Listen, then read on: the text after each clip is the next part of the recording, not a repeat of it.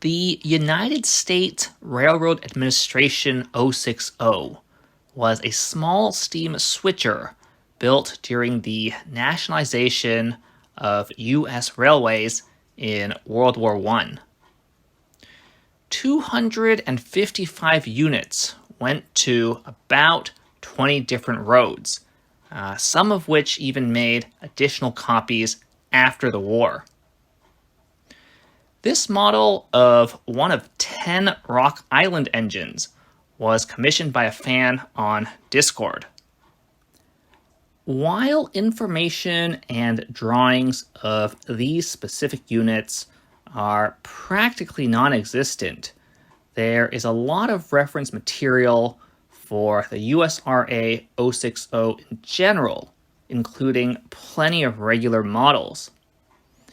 In fact, I even have an N-scale model with the right kind of tender, which may or may not be properly numbered for the ATSF. This was certainly a more straightforward build than my other 060, the B8A. Unlike the B8, the USRA 060 has a tender in which to put the battery box, but this configuration only simplifies the locomotive. Recall that the B8 had a pivoting deck in the cab in order to accommodate the copious amount of overhang in the back.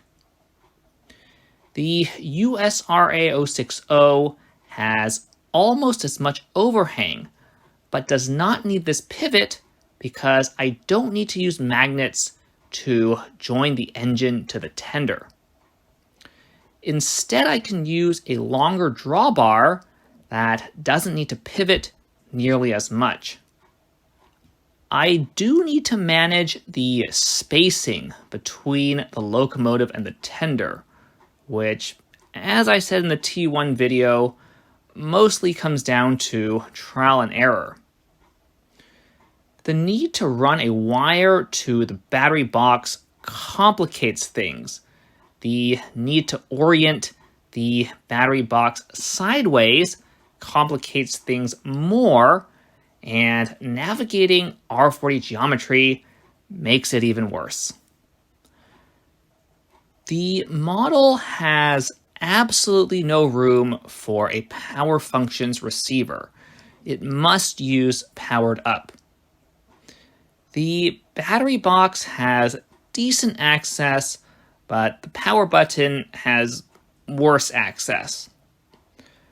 On the loco side, the entire boiler and cab come off to access the drivetrain, which is basically the same as that in the B8A. The drivers are a little too far apart, but I can't have fractional spacing for a functional drivetrain, and I felt this was better than too close together. The engine weighs 360 grams and pulls about 150 grams. Typical for this kind of setup with tires. Weight distribution tends toward the back of the locomotive and toward the front of the tender, so both can derail kind of easily if the wire gets caught. The speed is absolutely unremarkable, exactly the same as that of the B8. Now, the client asked for a feature that I'm typically too purist to use and had therefore never really investigated: third-party knuckle couplers. Brick Model Railroader makes these with 2 different stud connections and 2 different coupler offsets. I wasn't sure which one I would need without playing with them, so I bought a 747Z and a 747S.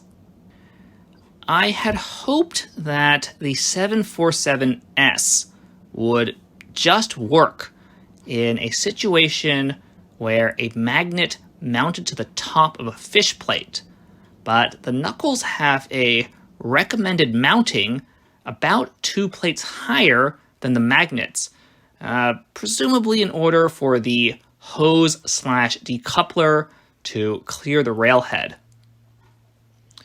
The neck also has less lateral play than the traditional fork, which may become an issue for some applications in sharper curves. In general, it looks like these couplers are made for bogies with short necks, and in that case, they can probably pass through all R40 geometry. I didn't have any issues with a knuckle on the back of the tender and one temporarily attached to one of my Trinity gondolas. A knuckle on the front of the locomotive, the shorter end to boot, didn't like R40 curves though, regardless of the neck length of the coupling bogie. All in all, very happy with how this turned out. I almost want to convert the B8 into a USRA 060, perhaps the PRR flavor with a larger tender.